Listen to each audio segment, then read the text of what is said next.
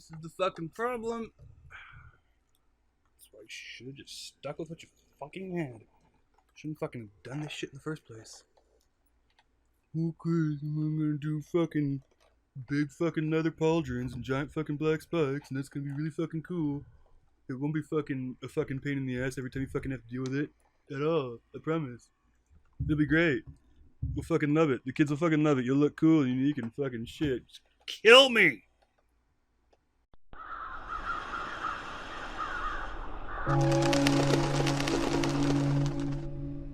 Bombservice, whomst thou mightest remembereth as having createth Momodora, and I can't really keep that up any longer, brings us their next outing. If I remember whispers around the internet correctly, it was originally set to be a 3D title, but that ended up being pretty unpopular with the kids, spelled with a Z, and so they stuck with 2D, but with 3D models. Following the tales of Canadian Girl with Maple Leaf, the devs decided it was time to take the two most wonderful things in the world and combine them. That's right, my children, you take the glory that is slutty nuns and combine them with the undeniably awesome battle sluts, and what do you get? Ah, yeah. Now that's what I'm... No, what are you doing? Give it back! Give it back! Give it back!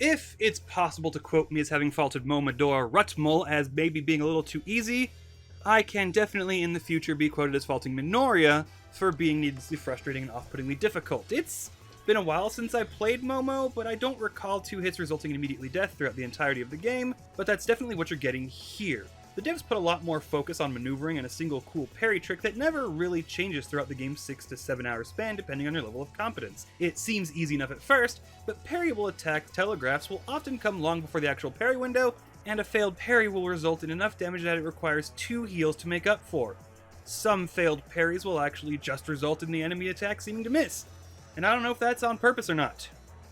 So, breaking it down, the first big issue is that the learning curve for the game is more like a parabola thrown into a tornado and then replotted out by Michael J. Fox. It's no exaggeration that a single hit will take 2 heals to make up for. You die in 2 hits. Period. No matter your level, no matter what point of the game you're at, 2 hits and you're toast. Some bombs are even auto kills, which only serves to make me wonder why there's healing at all and not some combat-based recovery mechanic. Or for that matter, why there's experience and level ups. It doesn't matter that I have 500 plus health, 2 hits, I'm done.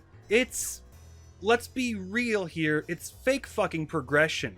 There's no kinder, gentler Necro just because I played 2 games that despite glaring faults were really, really good. No, the leveling system in this game is nothing more than a false sense of progression. It's cheap, it's fake. You thought I wouldn't notice, and fuck you for insulting my intelligence. Fuck y'all, I fucking said it.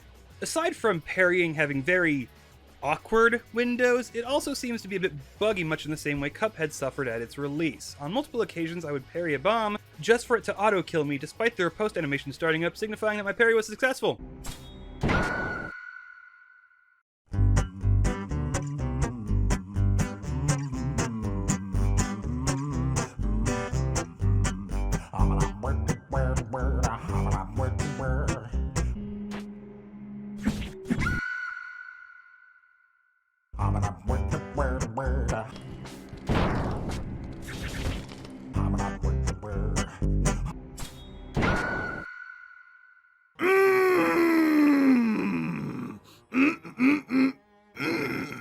It's choppy and inconsistent, which overall doesn't make for much in the way of an experience that is otherwise memorable for happy reasons. It's a more difficult experience than previous titles, and one that becomes more of a frustration than a challenge for me. As these games are listed as Metroidvanias, it behooves me to speak on that, I'm sure. Well, I'm noticing a pattern, and that being that the term Metroidvania is really poorly applied, especially for Minoria. The game plays very linearly. Sure, the map sprawls around and you have a lot of traversal to go through, but you don't visit earlier areas with new skills to progress through the game. In fact, the one time you do visit an early area, it's plot-driven, forced, and is changed as part of the progression. Metroidvania just doesn't fit. It's more like a dungeon crawler with that circle back being a tokenistic gesture designed to help drive home the idea that it fits the genre, when in reality, it really just kind of doesn't. The art, however, is pretty darn good. Environments are unique from each other, have color palettes that pop really well, and stand out amongst the noise that the gameplay generates. It's a very pretty and vibrant game. The garden's colors contrast really well against the chapel and castle settings, and stand out very strongly from the forest environment in the game's final act. It's not something I'm going to write home about, but it's very easy these days for games to kind of feel samey in the art department. The character and NPC models aren't much to write home about either, unfortunately, but I can't really recall any that I would call outright ugly. Most of it will fall into the category of middling, as will most of the animations, but the kobolds overall are pretty cute. None of the gameplay is helped by that, however. It's mostly just pretty stale platforming combat. Jump, double jump, aerial attack, air dodge, ground dodge, and that's all you're really getting. The game asks you to chain them in a clever manner all of, say, twice? And what with only 2 types of weapon attacks and the greater length this game provides over its predecessor, and it all just kind of grows very clockwork, tedious, mind-numbing, repetitive. Especially in the late game when just sitting there and spamming counters is the most effective way to get through many areas. I can't really say that spells help either. They don't deal a whole lot of damage and really just get in the way of healing. The soundtrack, however, is good.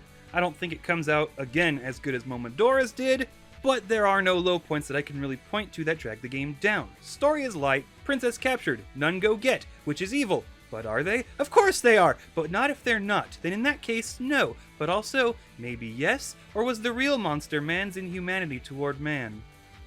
It's not story-rich. Princess captured by her sister who has become a witch, got transformed a little, she's all pissed. We kind of go through the moral quandary of whether or not it's really the Spanish Inquisition who are the bad guys, and done. It's all just so light, and what gets really meaty is entirely inconsistent and frustrating. Designs are overall good, but the game is far more linear than Metroidvania should really allow for. Momodora was like $5 when it was gifted to me and is currently 10. Minoria, on the other hand, is 20 and is what I would probably list as a pretty inferior title. If you follow the series and haven't bought it yet, I'm going to go ahead and advise you to wait for a sale. I just didn't find it worth twice the price. I'll probably have forgotten most of the gameplay experience and what few points of lackluster story was on the plate in a week or so. But then again, I'm old. I'm the TheNecroswanson, and you can go fuck yourselves.